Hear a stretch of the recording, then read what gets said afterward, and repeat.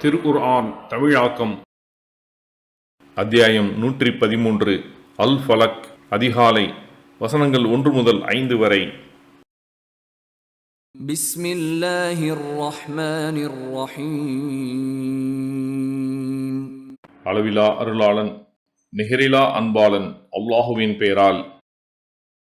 குல் அஊது பிரப்பில் ஃபலக் மின் ஷர்ரி மா خلق ومن شر غاسق إذا وقب ومن شر النفاثات في العقد ومن شر حاسد إذا حسد. அதிகாலையின் இறைவனிடம் பாதுகாவல் தேடுகிறேன்.